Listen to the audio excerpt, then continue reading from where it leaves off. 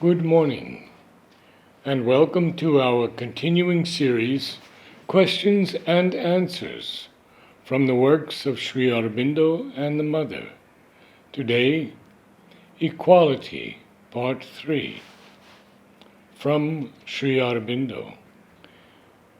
The equality of the thinking mind will be a part, and a very important part, of the perfection of the instruments in the nature. Our present attractive, self-justifying attachment to our intellectual preferences, our judgments, opinions, imaginations, limiting associations of the memory which makes the basis of our mentality, to the current repetitions of our habitual mind, to the insistences of our pragmatic mind, to the limitations even of our intellectual truth mind, must go the way of other attachments and yield to the impartiality of an equal vision. The equal thought mind will look on knowledge and ignorance, and on truth and error, those dualities created by our limited nature of consciousness, and the partiality of our intellect and its little stock of reasonings and intuitions. Accept them both without being bound to either twine of the skein, and await a luminous transcendence. In ignorance it will see a knowledge which is imprisoned, and seeks or waits for delivery. In error, a truth at work, which has lost itself, or got thrown by the groping mind into misleading forms. On the other side, it will not hold itself bound and limited by its knowledge, or forbidden by it to proceed to fresh illumination, nor lay too fierce a grasp on truth, even when using it to the full, or tyrannously chain it to its present formulations. This perfect equality of the thinking mind is indispensable, because the objective of this progress is the greater light, which belongs to a higher plane of spiritual cognizance. This equality is the most delicate and difficult of all, the least practiced by the human mind. Its perfection is impossible so long as the supramental light does not fall fully on the upward-looking mentality. But an increasing will to equality in the intelligence is needed before that light can work freely upon the mental substance.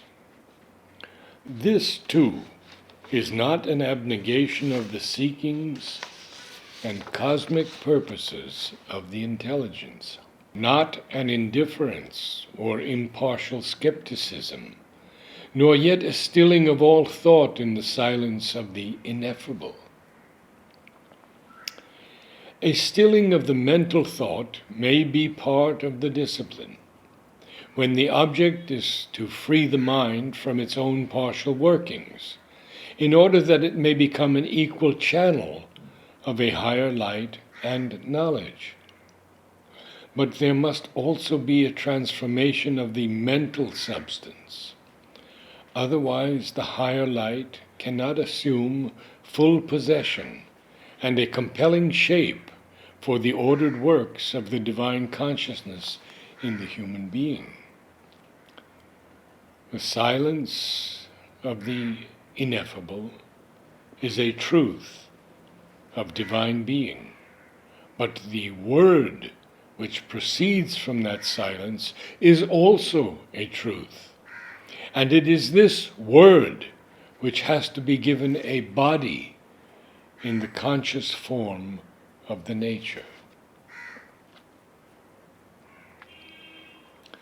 But finally, all this equalization of the nature is a preparation for the highest spiritual equality to take possession of the whole being and make a pervading atmosphere in which the light, power, and joy of the divine can manifest itself in man amid an increasing fullness.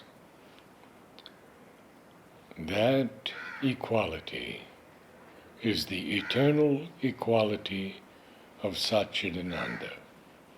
It is an equality of the infinite being, which is self-existent, an equality of the eternal spirit, but it will mold into its own mold the mind, heart, will, life, physical being.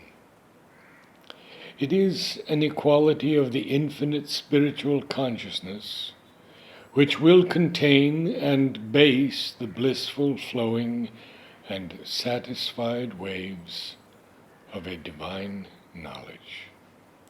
It is an equality of the divine tapas, which will initiate a luminous action of the divine will in all the nature. It is an equality of the divine Ananda, which will found the play of a divine universal delight, universal love, and an illimitable aesthesis of universal beauty. The ideal, equal peace and calm of the infinite will be the wide ether of our perfected being. But the ideal, equal, and perfect action of the infinite through the nature working on the relations of the universe will be the untroubled outpouring of its power in our being. This is the meaning of equality in the terms of the integral yoga.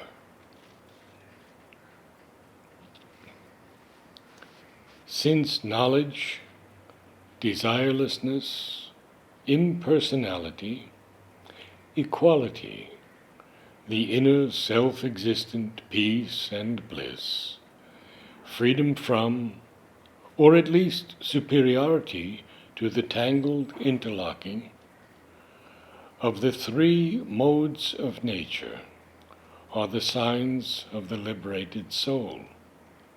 They must accompany it in all its activities. They are the condition of that unalterable calm which this soul preserves in all the movement, all the shock, all the clash of forces which surround it in the world. That calm reflects the equable immutability of the Brahman in the midst of all mutations, and it belongs to the indivisible and impartial oneness, which is forever immanent in all the multiplicities of the universe. For an equal and all-equalizing spirit is that oneness in the midst of the million differences and inequalities of the world. And equality of the spirit is the sole real equality. For in all else in existence, there can only be similarity, adjustment, and balance. But even in the greatest similarities of the world, we find difference of inequality and difference of unlikeness, and the adjusted balancing of the world can only come about by a poising of combined, unequal weights. Namaste.